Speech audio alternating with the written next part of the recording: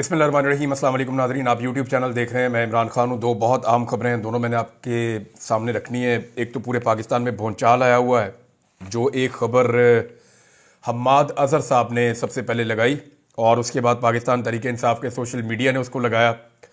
शौकत बसरा साहब ने उसके ऊपर कुछ तहकीकात की और मेरी शौकत बसरा साहब से बड़ी तफसीली बातचीत हुई है। कुछ और लोग जो हैं उनसे भी मेरी बात हुई है। ये मामला है एक लाश का।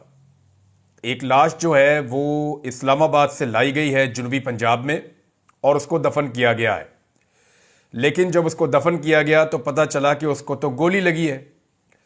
हालांकि ये बताया गया लाश देते हुए कि इसको गोली नहीं लगी, बल्कि ये एक एक्सीडेंट के अंदर मारा गया है। लाश की हालत भी बहुत अजीब थी। कहानी है क्या, मैं आपको बता देता हूं। पाकिस्तान तहरीक इंसाफ का जो क्लेम इसके बाद सामने आया, या जो एनी शाहिदीन कुछ पैदा हुए हैं नए, उनके जो क्लेम सामने आ रहे हैं वो ये कहते हैं कि उन्होंने बहुत सारी लाशें देखी हैं। एक लाश उस मुर्दा खाने में नहीं देखी गई, दो नहीं देखी गई, 10 नहीं देखी गई, बहुत ज्यादा लाशें देखी गई हैं। मैं अगर आपको नंबर बताऊंगा तो भूचाल आ जाएगा। या जितनी बड़ी तादाद में, जैसे मुईद पीरजादा साहब ने एक दावा किया था, ये उस लेवल का दावा सामने आया। अब ये है क्या, ये मैं आपको बता देता हूं कि जनूबी पंजाब में राशिद नाम का कोई शख्स था जो जनूबी पंजाब का रहने वाला है और ये 2-2.5 माह से अपने रिश्तेदारों या अपने घर वालों से राब्ते में नहीं था। उसकी वजह यह थी कि इसकी शादी का कोई मामला था जिसके ऊपर एक इख्तलाफ था और ये अपने घर वालों से राब्ता नहीं कर रहा था। अचानक इसके भाई को एक टेलीफोन कॉल आती है और उसको यह पूछा जाता है, आसिफ गल कर रहे हैं? उसने कहा जी मैं आसिफ बात कर रहा हूं। उसने कहा जी आसिफ तुम राशिद के भाई हो? जी मैं राशिद का भाई हूं, हमारे वालिद का नाम जो है वो मोहम्मद शफीक है। बिल्कुल ठीक है जी। वो कंफर्म करता है बंदा पहले। अच्छा, जो कॉल आती है वो अननोन नंबर से आती है। पहले अननोन नंबर की जो कॉल है, ये अननोन नंबर का मतलब ये नहीं होता कि आपको नंबर नहीं पता, नाम नहीं लिखा हुआ, आपने फीड नहीं किया हुआ, नहीं। ये जो एजेंसियों की कॉल्स होती हैं या मखसूस लोग जो ताकतवर लोग हैं पाकिस्तान के अंदर, जब वो कॉल करते हैं तो आपके मोबाइल में कोई नंबर ही नहीं आता, लिखा हुआ आ जाता है अननोन। यानी आप पता ही नहीं कर सकते कि ये बंदा कौन था जिसने आपको कॉल की है। ये फैसिलिटी उनके पास होती है कि वो ऐसी कॉल करते हैं जिससे एक दबाव पैदा होता है। वो आसिफ के बकौल जो मामला बाहर आया कि वो उठा नहीं रहा था उस कॉल को, वो डर रहा था, क्योंकि ये सारे पाकिस्तान तहरीक इंसाफ के लोग हैं और ये सोशल मीडिया पे पोस्टें वगैरह करते रहते हैं, तो उन्हें लगा शायद कि हमारे लिए कोई मुश्किलात पैदा होने जा रही है। हम पोस्टें वगैरह करते हैं, इमरान खान को सपोर्ट करते हैं, तो ये अननोन नंबर से कॉल आ रही है, कोई नई मुसीबत ना बन जाए। लेकिन फिर जब उसने डरते डरते फोन उठाया तो उसको बताया गया कि तुम्हारा भाई जो है वो राशिद, वो उसका एक्सीडेंट हो गया और उसकी डेड बॉडी ले लो। इसमें उस बंदे ने कहा, जो आसिफ है, उसने ये कहा जी कि मैं आप पे कैसे एतबार करूंगा, आप अननोन नंबर से बात कर रहे हैं, वो डेड बॉडी को सरकारी आदमी है, आप कौन है, अपना तारुफ करवाएं। तो उस बंदे ने ये कंफर्म करके कि ये फैमिली वही है, फोन बंद कर दिया कि तुम सब्र करो, मैं कॉल तुम्हें करवाता हूं। उसके बाद जनाब कॉल आती है दोबारा और अब के कॉल करता है एएसआई इम्तियाज। ये सब्जी मंडी थाने का एएसआई है। ये अब सारी तहकीकात मैंने की है, मैं चीजें आपके सामने रख रहा हूं। ये जो इम्तियाज नाम का एएसआई कॉल करता है, ये बताता है जनाब कि राशिद की इस्लामाबाद में रोड एक्सीडेंट में मौत हो गई है, फैमिली मेंबर आ जाए और वो आकर उसकी लाश ले जाएं। ये इम्तियाज ऐसे भी ये कंफर्म करता है कि यार तू आसिफ ही गल कर रहे हैं, तेरा भरा सी राशिद, तो अपने भाई की आगे भाई डेड बॉडी ले जा। वो ये कहता है जी हम तो जनूबी पंजाब में रहते हैं, सादकाबाद, वो उधर रहीम यार खान। तो हमारे कुछ अजीज हैं जो रहते हैं इस्लामाबाद में, जानने वाले, उन्हें हम कहते हैं हमारे कजन वगैरह है, वो आ जाएंगे, आके देख लेते हैं। तो वो तस्वीर भेजता है, कहता है ये तेरा भाई है? कहता जी बिल्कुल ये मेरा भाई है। कंफर्म कर देता है। मौत कैसे हुई, एक्सीडेंट हुआ है। अब वो अपना एक कजन भेजते हैं, जब वो कजन जाता है तो वो उसको डेड बॉडी नहीं देते। वो ये कहते हैं जी हम डेड बॉडी नहीं दे रहे, आप खूनी रिश्तेदार को बुलाएं, वहां से वो आए, लिख कर दे और डेड बॉडी लेकर जाए। अब ये पुलिस करती है। तो वो वहीं से एक और लड़के को लेकर जाते हैं। ये लड़का उनके कजन का दोस्त है। अब इसका नाम भी पता है मुझे और बहुत सारे नाम, हर बंदे का नाम है, लेकिन यहां पे नाम लेने से सिर्फ मुझे मना किया गया है कि आप नाम लेंगे तो ये जिस जिसका नाम आएगा वो बंदे उठाए जाएंगे। मामला इतना गंभीर है। तो एक और बंदा वहां जाता है, वो जाकर 6,000 रुपया देता है नकद एएसआई इम्तियाज को कि यार तुम ये पैसे ले लो हमसे और हमें डेड बॉडी आप दे दें, ये पैसे रिश्वत आप ले लें और डेड बॉडी हमारे हवाले करें, हम लेकर जाए रहीमियर खान में जाके उसको दफनाएं, उसकी फैमिली के हवाले करें, उनके घर वालों का बुरा हाल है। तो अब जो है वो उनके राब्ते वाब्ते भी साथ साथ चल रहे थे। तो एएसआई उस लड़के को लेकर साथ मुर्दा खाने के अंदर चला गया। ये पिम्स अस्पताल का मुर्दा खाना है। एक अस्पताल के मुर्दा खाना में नॉर्मली जो है इमरजेंसी की सिचुएशन में 30-40 लाशें रखने की नॉर्मल जो जगह होती है वो इतनी होती है, क्योंकि वहां पे बॉक्सेस बने होते हैं। मैं क्राइम रिपोर्टर हूं तो मैं गया हूं वहां पे। वो ऐसे बॉक्स को आपने फिल्मों में शायद देखा होगा, बॉक्स को ऐसे बाहर निकालते हैं तो उसमें एक लाश होती है, दूसरा निकालते हैं उसमें एक और होती है, तीसरा निकालते हैं उसमें एक और होती है। तो एक एक बॉक्स में एक एक लाश होती है और इसकी कैपेसिटी जो है वो 30 से लेके 100 तक हो सकती है। बहुत बड़ी तादाद में जरूरत भी नहीं पड़ती और इतनी बड़ी वो होती भी नहीं है मुर्दा खाने के अंदर कैपेसिटी, क्योंकि वो पूरा का पूरा चिल्ड होता है, बहुत ठंडा होता है, ताकि लाशें डीकंपोज ना हो, लाशें खराब ना हो। मुर्दा खाना के अंदर गया, उसने एक बॉक्स बाहर निकाला और पहचानने के लिए कहा लाश को। तो उसने बताया जी कि उस एक बॉक्स के अंदर बगैर कफन के 3 लाशें पड़ी थी। इसके आप 2 मतलब ले लेना, एक तो रखने वाले ने 3 रख दी। अब ये रखने वाला जो है वो इतना तो बेवकूफ नहीं है, हर लाश को अलग अलग बॉक्स में रखना चाहिए था। तो लाशें इतनी ज्यादा हैं वहां पे कि एक बॉक्स में 3 रखनी पड़ी। ये कॉमन सेंस की बात है जो समझ आती है। उसने कहा ये ऊपर नीचे पड़ी हुई थी, 3 लाशें पड़ी हुई थी, हमने अपना बंदा पहचान लिया कि जनाब ये बंदा है, ये आप डेड बॉडी हमें दे दें। ये 2 दिन पहले की बात है। तो उन्होंने कहा ठीक है जी ये डेड बॉडी आपको हम दे दें। कागजी कार्रवाई की, डेड बॉडी उनके हवाले कर दीजिए, एक्सीडेंट हो गया, बंदा आपका मर गया। अब वो जो लड़का वहां गया था उसने ये क्लेम किया है, और वो जो इस्लामाबाद वाले लोग हैं वो ये क्लेम करके बताते हैं बाकायदा, और इस पे मैं आपको बताऊं वीडियो के प्रूफ्स मौजूद हैं। ये मैं आपको बता रहा हूं, शौकत बसरा के पास वो सबूत मौजूद है जो सबूत पूरे निजाम को हिलाकर रख देंगे। गो कि इस वक्त लोग बहुत खौफजदा हैं, बहुत परेशान हैं। हुआ ये कि डेड बॉडी दी गई, उसने कहा जी वहां बहुत सारी डेड बॉडीज थी, और जब एक बक्से के अंदर 3 डेड बॉडीज हैं तो इस्लामाबाद के क्राइम रिपोर्टर से हिसाब लगा लेना कि एक बक्से में 3 डेड बॉडीज क्यों रखनी पड़ गई। ये मेरा सवाल है, जब उसने कहा कि 3 बॉडी इकट्ठी थी।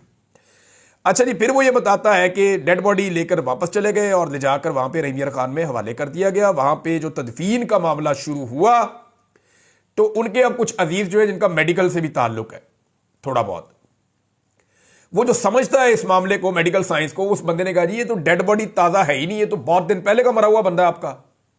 क्या मतलब? उन्होंने कहा डेड बॉडी तो अकड़ी हुई है, ये बंदा तो कई दिन पहले का मारा गया बंदा, ये तो अभी आज की, कल की, परसों की तो हलाकत ही नहीं है एक्सीडेंट की। तो उसके बाद उसके घर वालों ने उसको जब नहलाना शुरू किया, गुस्ल देना शुरू किया, तो उसकी बॉडी में गोली का निशान मिला। उसे गोली लगी थी जो मेन आपकी आर्टरी होती है टांग के ऊपर, ये यहां पे फ्रंट साइड से उसको गोली लगी थी। और अगर ये आर्टरी आपकी फट जाए तो फिर खून नहीं रुक सकता, जो मर्जी आप करें ये खून नहीं रुकता होता। मैंने 1-2 वाकयात ऐसे देखे, बड़ी मुश्किल इंसान की जान बचती है। इमरान खान साहब कहते नहीं रहे कि मेरी वो शारक है, वो मेन रग है एक्चुअली इसका, वो ये नाम ले रहे हैं। शारक तो यहां गले में होती है, लेकिन वो मेन रग एक वहां पे भी है, शारक भी आप उसे कह सकते हैं अगर कहना चाहें तो अगर वो कट जाए या वो डैमेज हो जाए और ब्लीडिंग वहां शुरू हो जाए तो ब्लीडिंग वहां पे नहीं रुकती फिर उसके बाद। तो पता चला जनाब कि इस बंदे को तो गोली लगी है। अब उसकी वीडियो वहां कोई बना रहा था, वीडियो बन गई, रोला पड़ गया, ये वीडियो मार्केट में आ गई। हमाद अदर के बाद इंफॉर्मेशन आई, उन्होंने शेयर कर दी, सबने शेयर कर दी। अब इससे जुड़ी सारी इंफॉर्मेशन बाहर आना शुरू हो गई है और शौकत बसरा ने बहुत बड़ा क्लेम किया। मेरी जब उनसे बात हुई तो उनके पास नाकाबिले तरदीद सबूत मौजूद हैं, लेकिन ये सारी की सारी फैमिली को इस वक्त पूरी तरह से घेरे में ले लिया गया है और जितने भी लोग इस केस के अंदर अब तक इन्वॉल्व हुए हैं उन सब अफराद को घेरे में ले लिया गया है। मैं अभी तक ये क्लेम नहीं कर रहा कि वहां कितनी डेड बॉडीज है, मैं आपको वो बता रहा हूं जो इंफॉर्मेशन मुझे इन लोगों ने दी है। अगर आप अस्पताल में बात करेंगे तो वो तो बात करने के लिए तैयार नहीं है। मैंने वहां 2-4 लोगों से बात की, उन्होंने कहा वहां तो इंफॉर्मेशन छुपा लेते हैं। बल्कि जब ये सानिया हुआ उसके बाद कई दिनों तक तो वहां पे पैरामिलिट्री फोर्सेस खड़ी रही हैं अस्पताल के बाहर। अस्पताल के अंदर आने जाने की किसी को इजाजत नहीं थी। जो सहाफी अंदर बाहर आ जा रहे थे, साकिब बशीर और मुतीउल्लाह जान साहब, इनको उठा लिया, इनके ऊपर मंशियात का पर्चा भी डाल दिया। तो कुछ तो था पिम्स अस्पताल में जिसकी वजह से इतनी पर्दादारी थी। बहरहाल ये अब उस नौजवान का क्लेम है। अब ये इतना बड़ा इल्जाम है और इतना बड़ा मामला है कि इसके ऊपर तहकीकात होनी चाहिए। देखिए, एक स्टेटमेंट मुहित पीरजादा साहब ने दिया, उन्होंने कहा जी उनके पास पक्की खबर है। फिर कुछ और लोगों ने कहा जी बहुत ज्यादा लोग जो है उनकी शहादतें हुई हैं, जितनी फायरिंग हुई है और जो बाद में इलाका साफ किया गया है उसके हवाले से भी लोगों के बड़े तहफुजात हैं। लेकिन ये जो इंसिडेंट है इसने यानी पुलिस ने ये क्यों कहा कि इसका एक्सीडेंट हुआ है, हालांकि वहां पे जब गए तो पता चला जी इसको तो गोली लगी है और वहां निशान बाकायदा मौजूद है कि इसकी बॉडी के अंदर गोली दाखिल हुई है। अब इतनी बड़ी बात सामने आ गई है, इंटरनेशनल मीडिया को बुलवाना चाहिए और हुकूमत को इसके ऊपर अपनी तफसीलात बतानी चाहिए। मुझे जो एक दो लोगों ने कहा, उन्होंने कहा जी पिम्स के ऊपर जो है वो दोबारा से कड़ी सिक्योरिटी है और वहाँ से ये मुमकिन है कि अगर कोई लाशें वहाँ मौजूद हैं तो उनको गायब कर दिया जाए। अब ये सबकी अपनी अपनी बात है। गवर्नमेंट क्योंकि मालूमात को छुपा रही है, अस्पताल में किसी को जाने नहीं देती, अस्पताल का रिकॉर्ड छुपाती है, तस्लीम नहीं करती जो हुआ है, तो फिर इस तरह की चीज़ें जन्म लेती हैं। लेकिन ये हकायक हैं जो मैंने आपके सामने रखे हैं। जो मैंने आपको बताया वो वही बताया जिसकी रिकॉर्डिंग बाकायदा वीडियो उसके अंदर मौजूद है। मैंने अपने से आपको इसमें कुछ नहीं बताया और आज़ाद ज़राए से आप इन चीज़ों को जाके कंफर्म कर सकते हैं। तो ये है जनाब अब तक की इस हवाले से सूरत हाल मैंने आपके सामने रख दी कि ये मामला क्यों उठा, इसके पीछे रीज़न क्या था।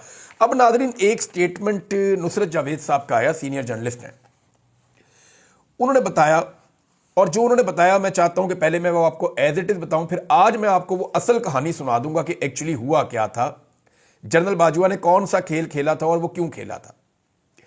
इमरान खान को अमरीकियों ने नहीं हटाया था, ये कह रहे हैं नुसरत जावेद। जनरल बाजवा को एक्सटेंशन चाहिए थी, उसने देखा इमरान खान काबू में नहीं आ रहा, उसका दिल तो फैज़ हमीद पर आया हुआ है, उसने अपोजिशन को डराया और खान को हटा दिया। ये नुसरत जावेद साहब ने कहा। बात गलत नहीं है लेकिन ये मुकम्मल नहीं है, क्योंकि अब ये बात शुरू हो गई है। मैंने बड़े अरसे से ये सारी चीजें अपने दिल में रखी हुई थी, मैं खोल के आज आपके सामने रख देता हूं कि हुआ क्या था। हुआ यह था कि जनरल बाजवा का दिल नहीं भर रहा था एक्सटेंशन से।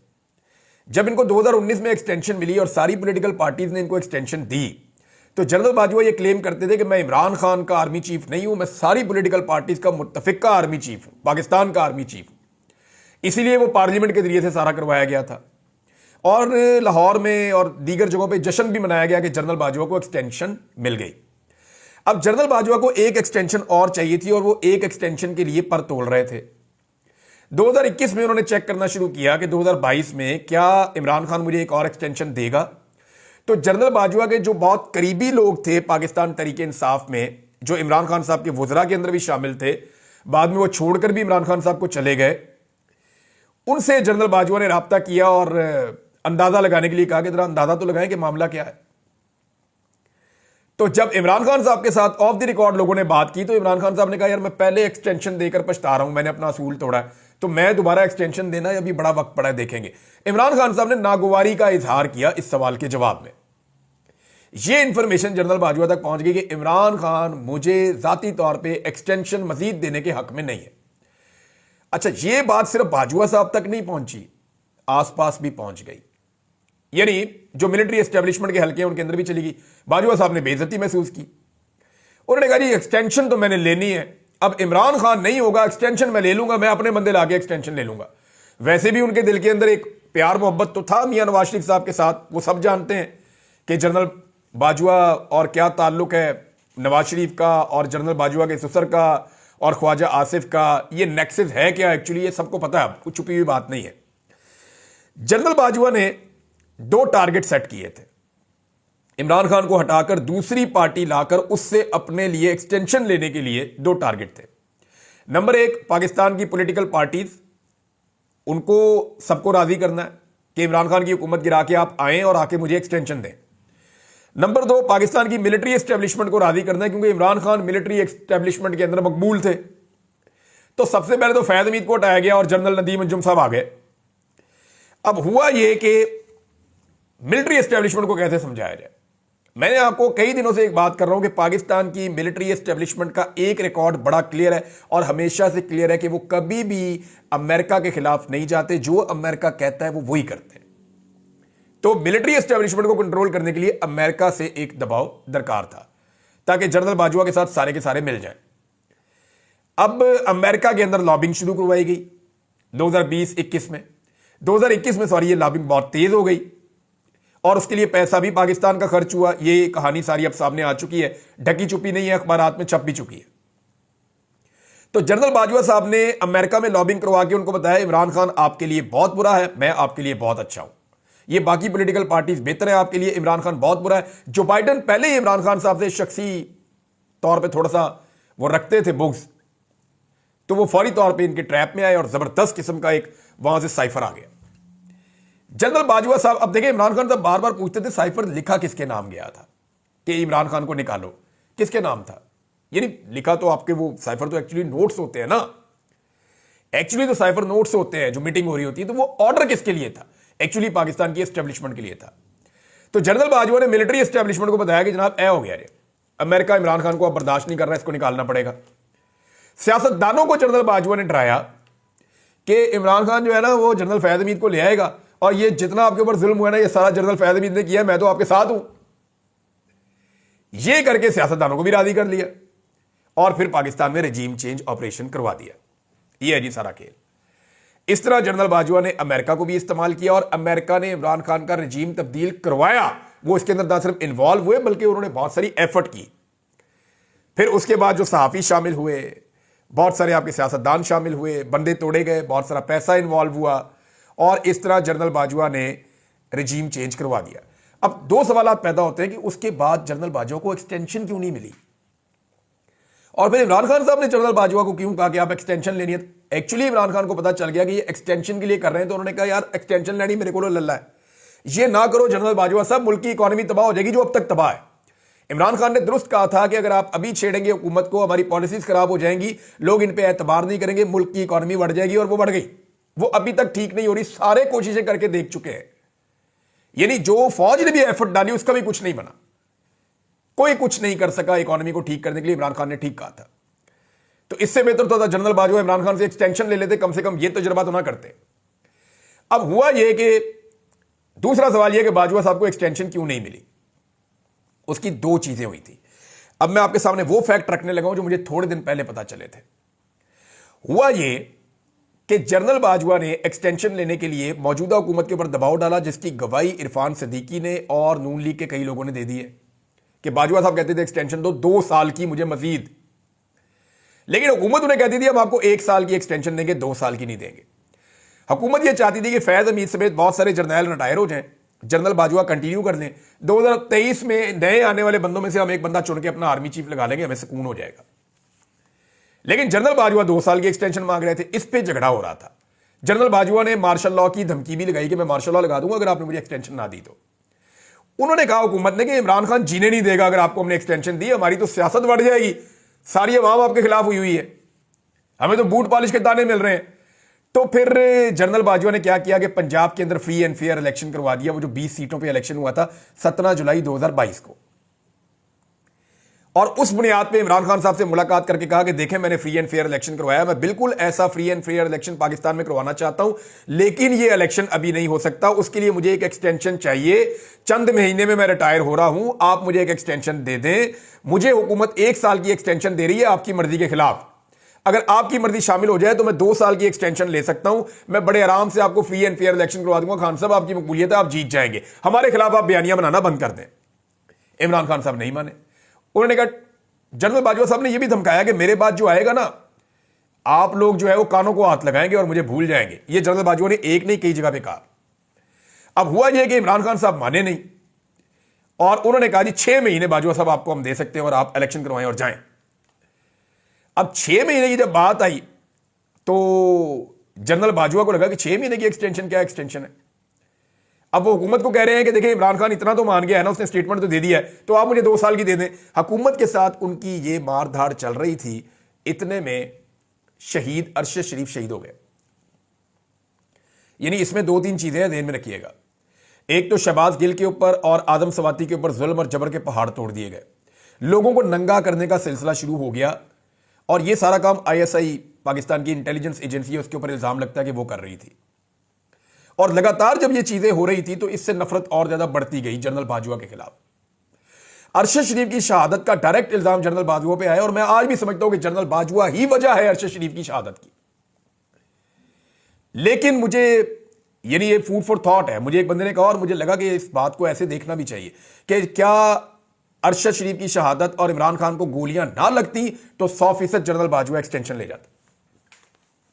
ये 2 ऐसे वाकयात हैं जिसने जनरल बाजवा को बुरी तरह हिलाकर रख दिया कि अगर इमरान खान को गोलियां ना लगती और अरशद शरीफ शहीद ना होते तो जनरल बाजवा की एक्सटेंशन के इम्कानात थे, लेकिन अरशद शरीफ की शहादत और इमरान खान को गोलियां लगने के बाद वो खत्म हो गए अक्टूबर में, और उसके बाद नवंबर में नए आर्मी चीफ आ गए।